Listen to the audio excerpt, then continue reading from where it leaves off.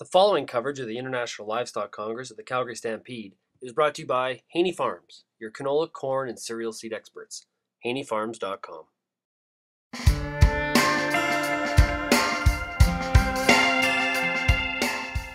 Where do we see MCOOL going? What is the next 5 years look like? Well, it's kind of the big question.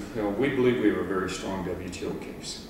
So what we've heard from people down there, we meet regularly with both Democrat and Republican officials on the House of Representatives and Senators.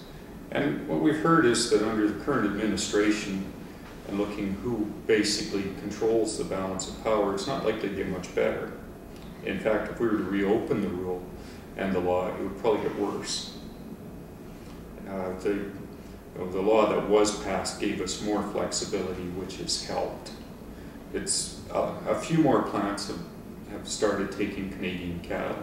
It's been more dire in the hog industry. We've seen exports of live hogs decline from about 8 million to 2 million. That's pretty dramatic in that industry. The question is, would the Secretary come forward with his threat to push more rulemaking? Sense we get right now is that's probably not going to happen, but you can't discount that risk, which is why things are remaining very active down there. We're working with a whole group of U.S. allies, and increasingly, if you look at especially producers from Texas who depend heavily on Mexican feeder cattle, others, they're starting to wake up to the fact that this is starting to seriously impact on their ability to compete.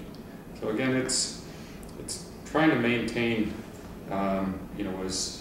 as friendly a set of rules as we can until there's a better environment to change them. And probably the one thing that can improve that environment more quickly than any other is a successful WTO case.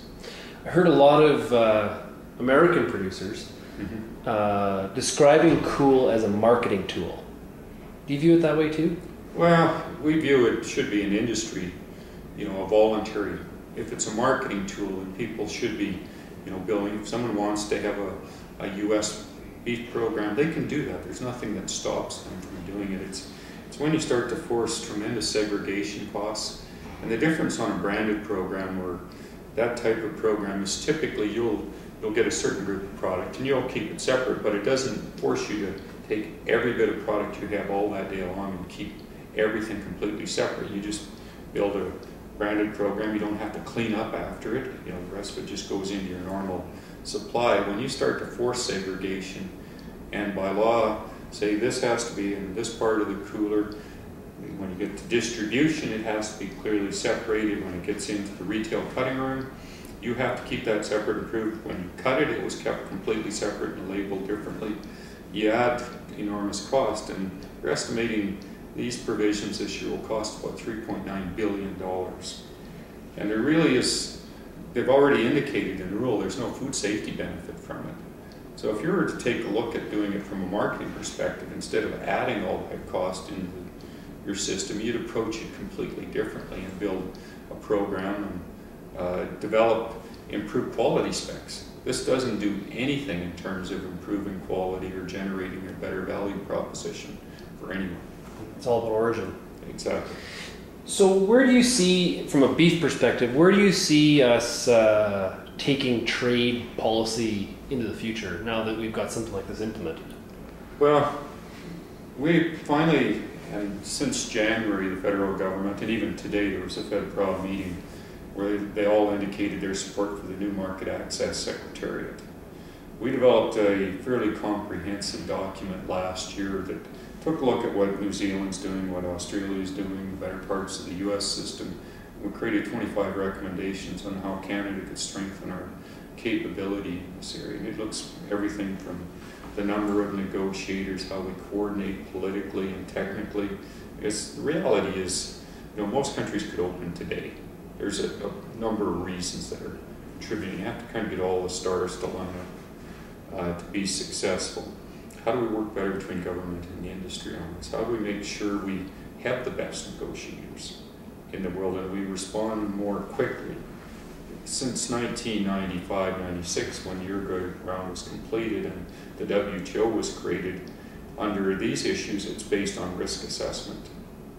And every country seems to have to do their own little piece of risk assessment a little differently. So we have to have the capability.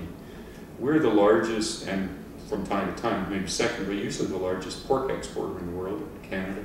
We're the third largest beef cattle and beef exporter in the world. When you look at Canada's dependence, and you see the amount of resources that we're committed to that in comparison to New Zealand, for instance, it's clear that we need to generate the capability to respond on 4 continents is one of our recommendations simultaneously.